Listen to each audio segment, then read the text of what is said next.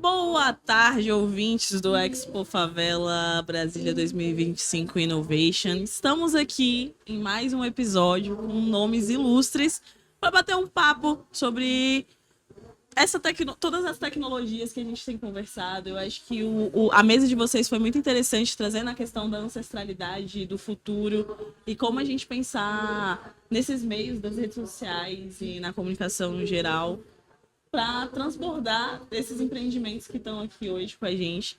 E eu queria que vocês trouxessem assim uma reflexão que ficou para vocês da mesa que vocês participaram, porque eu acho que quem não veio para sentir um pouquinho do que é estar aqui e ouvir vocês de perto, assim. Acho que é importante, boa tarde a todos. A gente falar um pouquinho da última mesa, que foi extremamente potente, né? Sou a Drica Marti, diretora nacional da CUFA.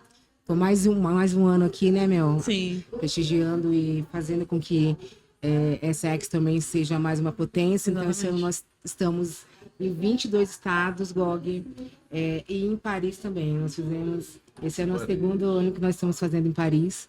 Então, a gente está ampliando as Expos. E eu queria iniciar essa conversa para além do eixo, né, do tipo painel, o GOG. Queria que você dissesse um pouco sobre essa importância desse movimento da CUFA, né? De mobilizar a Expo Favela, de trazer os empreendedores locais, de levar informação, né, para o nosso povo de favela, de levar capacitação para a população de favela. Você é um parceiro nosso de muitos anos, né? Eu queria muito que você falasse o que você pensa sobre tudo isso. E você acha que esse é o caminho certo? A gente está no caminho certo? Eita, quem sou eu? Trajetória vitoriosa dessa. Eu tenho orgulho de dizer que ali, no início da CUFA, né, quando foi planejado, ainda era a Frente Brasileira do Hip Hop. Lá eu estava ali naquela mentoria, né, juntamente com o Celso, com o Zezé, o Preto Góes, todo esse time estava reunido, Rap Hood. Então me traz muita alegria falar assim, poxa, deu certo o plano. Eu fui para outra caminhada, a CUFA caminhou com as suas estratégias e tudo deu certo. Agora, sobre o que você perguntou diretamente, eu acho importante nós estarmos no espaço. Isso é uma estratégia de ocupação de territórios. Agora, é sempre importante falar e relembrar para as pessoas que estão ocupando espaço de destaque fora, né, ali do seu eixo matriz, mano, não desviar na reta do fim das vozes do início. Ou então, conhecimento ancestral, busca, entendimento, saber quem você é, expressar a sua vivência, mas falar assim, mano, é a partir de mim, a partir da minha realidade que eu criei outras realidades. Isso é muito importante para a gente não gerar aquela expectativa. Eu costumo dizer assim, ó, a cadeia tá cheia de sonho que não deu certo. Sim. Então vender sonho é preocupante. Chega a ser uma irresponsabilidade. Então o trabalho da CUFA ele se mostra vitorioso nisso, porque ele se expandiu não só na periferia, mas para a periferia. Isso é muito mais importante. Então, para a periferia pode ser em qualquer lugar. Nós costumamos dizer assim, precisamos ser embaixada, sabe? Representar. Então, por isso que é preciso de muita informação, de muito conhecimento, de muita busca e, acima de tudo, de muito amor que se faz. E é o trabalho que vocês vêm desenvolvendo. GOG, hoje nós estamos em 72 países, né? A gente tem uma dificuldade muito grande com o termo favela, né? Determinados estados, o termo favela, ele é recebido de uma forma um pouco mais pejorativa, né? Então, nossa luta é de tirar essa negatividade do termo favela. E você acha que é isso, favela mesmo? A gente tem diversas possibilidades, né? Favela... Então, tem várias discussões sobre isso, né? Agora, o termo favela, né? A palavra favela, planta favela, ela nasce no Morro da Providência, nessas histórias. E a primeira comunidade que foi, assim, que a gente pode retratar como favela, no Morro da Providência, vem após a batalha travada em Canudos, né? Sim. Então tem toda uma história, então a gente não pode se envergonhar disso. Agora, favela venceu? Se a gente não tem um diagnóstico para a gente ser feito no corpo periférico. Existem, né? Se você pegar o corpo humano, você vai falar assim, olha, o corpo humano, a estrutura humana, ela tem uma parte do tecido que está machucado, que está doído. Vamos cuidar, vamos passar a pomadinha, vamos passar cremezinho, vamos dar remedinho no horário.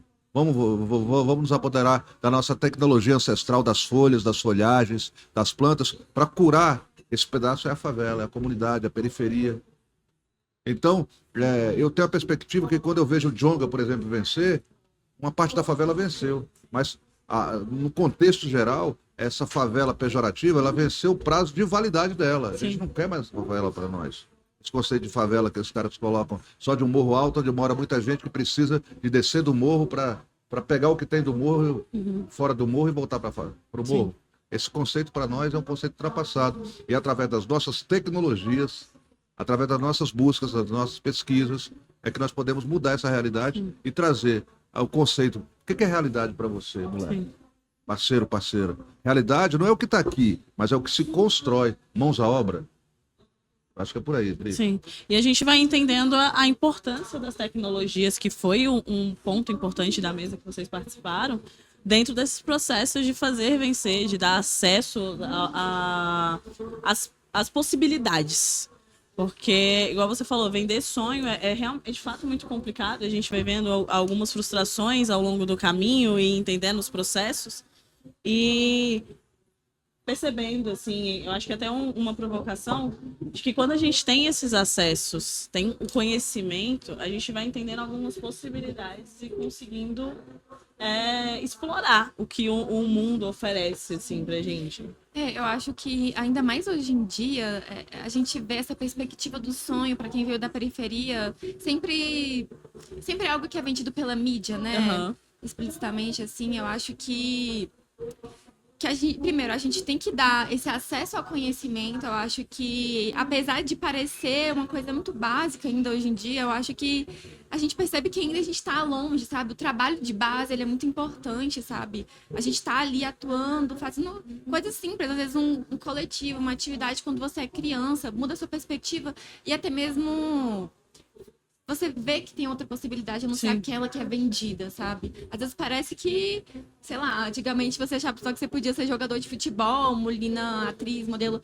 Mas não, existem diversas possibilidades que a gente ocupando esses espaços fazem com que a juventude tenha outra visibilidade, né? Tipo, tem outra visão do que pode ser. E aí, pelo menos na minha vivência, né?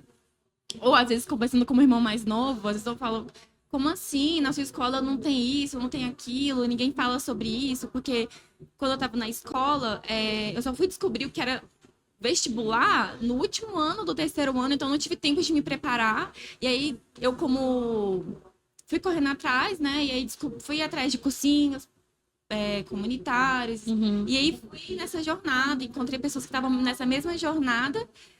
E adentrei a universidade, né? E aí foi um outro mundo, um choque cultural e social, claro, econômico, muito gigantesco. E assim, é isso, assim. Ainda mais hoje em dia não tem... Hoje em dia eu achei que as coisas tinham mudado, mas quando eu converso com meu irmão, às vezes muitos jovens não veem outra perspectiva, sabe? E é onde a gente entra no ponto que você trouxe, né, Drica? Que a gente vai entendendo o papel da CUFA, o papel de órgãos e movimentos entrando dentro da favela e trazendo essa potência que você trouxe. Eu sou da geração dos anos 80. 85, jovem. Na verdade. Não se enganem, tá? Ela é modesta. E eu fui e sou muito privilegiada de ter crescido ouvindo Gog como referência, ouvindo Racionais como referência, né? Sim. Ouvindo grandes lideranças do samba, né? Eu costumo dizer que eu sou o resultado da luta e insistência que eles tiveram lá atrás, né? Que inclusive são letras extremamente atuantes, né? Atuais, né? Até hoje, né? E aí quando tu fala para mim que você ficou sabendo do vestibular no último ano do ensino médio, hoje em dia, né, Gog, é muito a realidade ainda das nossas crianças, né? Eu acho que a falta de informação. Para mim é muito claro, Bril, que a miséria no nosso país é um projeto político. E eu não estou falando de sigla. Uhum. Eu estou falando de projeto de poder político, né? Quanto menos acesso a população tiver, menos condição ela tem de se levantar e fazer revolução, né? E você acredita que a gente consegue virar essa chave ainda hoje, para além da transformação do rap, do que a gente faz dentro das bases, dentro das trincheiras? Então, sua pergunta é muito boa, é uma pergunta importante. Eu acho assim, eu sou o povo, então posso ser o que quero. Mas é preciso de estruturas acessórias ao hip hop Por exemplo, o movimento negro, muito importante. A didática, o texto, a historicidade, esse conhecimento. Vários erros estratégicos, até de letras, que foram cometidos nos raps dos anos 80, nas letras de rap. Se a gente tivesse com o movimento negro, se já tivesse surgido a literatura periférica. Sim. Porque vai além da letra, né? A letra é a arma, mas existem outros arsenais. A possibilidade de crescimento nosso hoje, a tecnologia, nós temos que dominar a tecnologia. Sim. Dominar a tecnologia tem que nos servir. E o caminho, se você deixar, a Drica traz isso de forma muito sábia, dizendo que é um plano de Estado, é um plano de planeta, Drica. Sim. Não é algo por acaso, sabe? As estatísticas, elas são frias e calculistas. Elas colocam. Agora, nenhum império durou mais que 200 anos no planeta. Vai chegar nosso momento. Só tenho também a perspectiva de dizer assim, não adianta um capitalismo preto só. Sim. Porque o capitalismo preto vai ser um negro machucando outro tecido. Sim. É preciso ter, por isso, essa alfabetização, esse conhecimento, não repetir a história. O que acontece hoje na Palestina, por exemplo, é praticamente uma história do que aconteceu com o povo judeu, né, com a parte dos alemães, durante a Alemanha nazista, mas parece que não serviu de texto, de lembrança, de trauma. É muito triste isso. E aí quando você vai ver, o povo judeu não tem nada a ver com isso. Mas a política judaica, a política sionista. Então por isso que é muito importante, uma das estratégias, seja na favela, seja no asfalto, é uma estratégia que é o quê? É coletividade. Uhum. A sociedade não dá para o cara que está com poste sempre ele parar no sinal preocupado. Não vai dar. Calma. O equilíbrio emocional contínuo, ele preservado para todas as classes sociais, é um sinal de que as pessoas estão vivendo bem. Eu também quero. O sistema mente muito. Ele prega uma placa ali, ó, compre seu áudio, apenas 199 mil em suaves prestações. Tem que quebrar a placa. Não pode. A violência é tida só como a violência do corpo estendido, olha lá o corpo estendido no chão. Mas as mentiras colocadas nas páginas, essa não é contabilizada. Então, é uma estrutura e um processo muito complexo.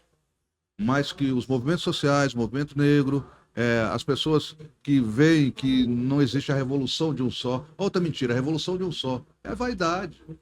A revolução de um só é vaidade. A revolução é coletiva. E revolução tem que ter evolução. Tem que guardar o R do bolso durante muito tempo, esse Brasilzão, para que ele possa se encarar e ser digno de um processo revolucionário. Acho que eu diria também que uma das coisas que eu mais percebo que tem impacto, assim, na comunidade, no trabalho de base, é a nossa comunicação, como a gente se comunica com a população, sabe? Na universidade eu percebo que tem uma institucionalização, uma hierarquização, assim, das falas e do que você pode fazer, do que você pode falar e como você fala. E aí, quando a gente chega na comunidade, às vezes tem alguns trabalhos que a gente faz com a comunidade, a universidade sempre tenta impor muito a sua visão sobre o que ela acha que é melhor para aquele lugar, sabe?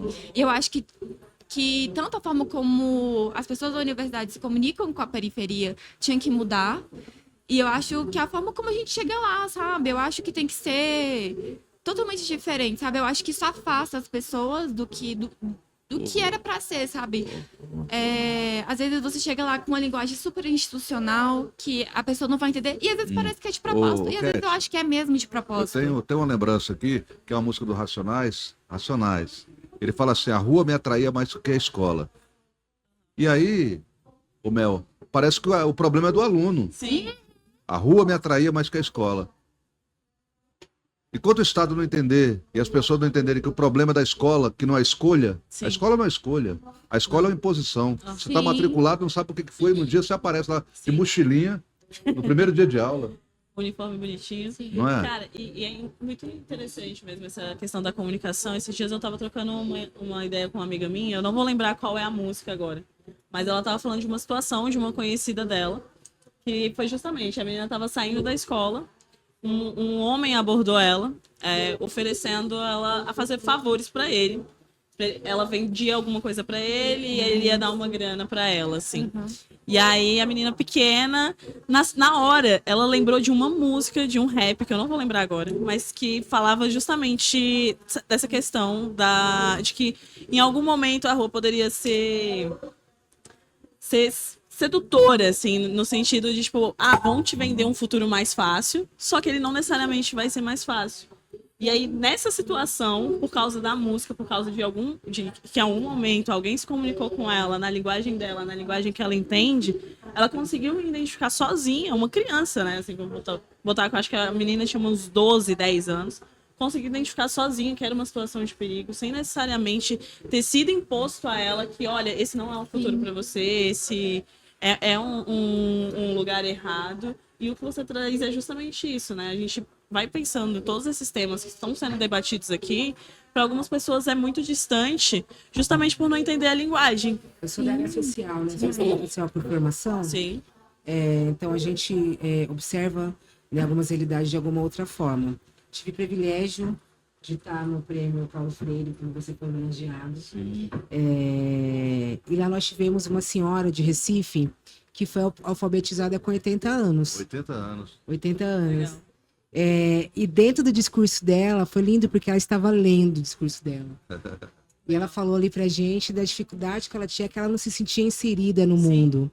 Ela falava, às vezes eu pedia ajuda de algum transporte público, às vezes ia parar em outro lugar, né? E não chegava no local certo. Então hoje, ela, né, segundo ela estava se sentindo inserida no mundo, né? Pertencente àquele mundo, né? Eu acredito, Gog, que a gente precisa dialogar com a juventude, mas a gente também precisa dialogar com a mãe, Ancestralidade. com a mãe que está lá em casa, né? A gente precisa entender qual que é a realidade dessa mãe. Será que ainda tem tempo dessa mãe se alfabetizar, fazer um EJA? Será que a gente... Eu fui dar uma palestra esses dias numa escola particular. Assim, só boy, né? Aquela coisa toda. Eu perguntei, quantos de vocês aqui têm secretária do lar, doméstica? Todo mundo levantou a mão. Quantos anos? Desde que eu nasci. Vocês têm informação de que alguma delas concluiu o ensino médio? Nenhum deles sobreviver. Eita. E aí vem a provocação. Será que a gente está observando a vivência das pessoas ao nosso redor? Será que não tem uma Dona Maria que eu possa identificar, entender se ela tem condições ainda? Porque eu entendo, Gog e meninas, que uma mãe, por mais que ela demore para ter acesso à educação, quando ela tiver essa possibilidade de acessar, dificilmente os filhos delas, os netos delas, vão viver no mundo longe, né, e afastado da educação. Tem uma música chamada Matemática na Prática, que ela traz esse momento, sabe? E vale a pena. Eu falo, seu pai é faxineiro, lava banheiros, salário mais gorjetas de terceiros. De quebra faz um bico revendendo jogos feitos numa lotérica. Sua mãe com mais de 60 ainda trabalha de doméstica. E assim se completa a renda da família. 2 salários mais gorjeta, o bico aposentadoria, somando tudo, dá a certeza de lutar por melhores dias. Sua velha anda cansada. A perna inchada, cheia de varizes que dificultam a circulação sanguínea. Um braço forte, lava, passa. Há mais de 15 anos sem carteira assinada. A alegria da criançada, cozinha que é uma maravilha. Na casa do patrão ela é a Dona Maria. Até hoje esquece o nome dela. E Maria é como eles chamam a maioria. Nossa, vem cá, Adri. Show, gente, de graça. Particular. Não, é emocionante. Porque assim, hoje a gente tem um dado, gente, a gente está falando de mais de 60% de mães solos que residem em favelas do país. Será que a gente não precisa olhar essas mães e dar condições para que elas consigam também ser inseridas? Você acha que dá tempo, Gog? Então, olha, eu sou suspeito para falar que eu sou o embaixador do Projovem no Brasil. Então, o EJA é super importante. A Casa Gog, você tem que ir lá a qualquer momento. E que a Mel, até por estar tão próxima, tem que atuar lá na Casa Gog. Olha só. Você também, Kétia? Na 38, ali no Epicentro, na Quebrada, na comunidade. São os vizinhos aí se comunicando. A gente vai ter agora, está preparada uma sala de aula que vai ter alfabetização de adultos, né? Cursinhos pré-vestibulares, como Steve Biko, como outros cursinhos que pavimentam ali a chegada à universidade, e também para concursos públicos, para quem tem o sonho de ser. É a coisa mais esperada do mundo lá na Quebrada. Nós estamos articulando com os professores agora. Então, é possível. Agora, é um processo um pouquinho mais lento, né, de aprendizado, de percepção, porque as pessoas elas já têm a parede na frente da criança. Qual a vantagem da criança? A criança aprende brincando, ela aprende, o adulto ele aprende meio que sofrendo, né? Se não tiver a recompensa, e a gente está trabalhando essa recompensa, fala, olha, você vai conseguir enxergar. Quem lê, enxerga melhor. Sim. Né? Isso é super, super lindo, super importante, super impactante, e que seja a alegria dessas pessoas aprenderem a ler, porque é dignidade, né? Você enxergar. É inclusão no mundo mesmo, né? Acredito eu, que foi o que essa senhora disse, né? Hoje eu me enxergo no mundo, né?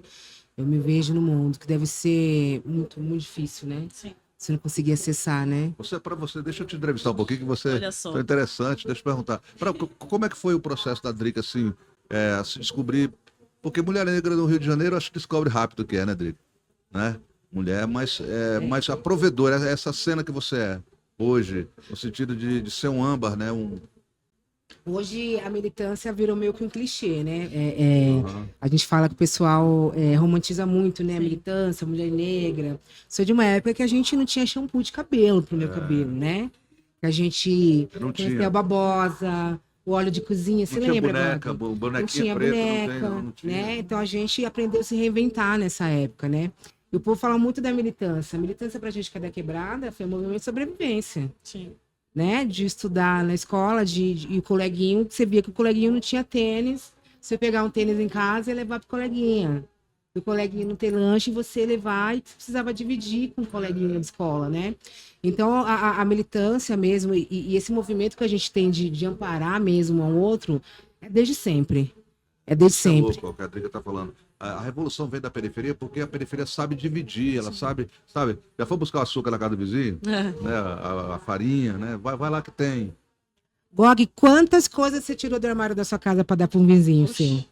Escondido, às vezes, né? Que ele também não sobrava, né? Não sobrava. Eu sou da época ainda que roupa nova, eu não sei se é a sua idade, mas roupa nova... Manteiga só caía do lado da manteiga. Eu sou da época que roupa nova era pro Natal, né? E as roupas iam indo pros irmãos, né? E aí você pegava aquela coisa escondida e levava, né, pro amigo e tal. Então, acho que, eu falo muito de militância, acho que a nossa militância começa aí, né? Que a militância é você olhar o outro e cuidar dele, né? Deixa eu contar uma coisa. Eu comecei a trabalhar aos 16 anos de office boy. Então, o salário que tinha na rua era o meu. E os moleques tudo, né, colado. Nós tínhamos já um grupo de dança, eu tinha 16 anos, eu tinha um grupo de dança chamado Os Magrelos, desde os 12. Lá na 26 do Guará, que a gente morava. Rua de terra, tá? Ainda, não tinha asfalto no Guará. Nossa. E aí, o que acontece? Eu trabalhava e os meninos eram maiores que eu. Os moleques cresceram mais, né?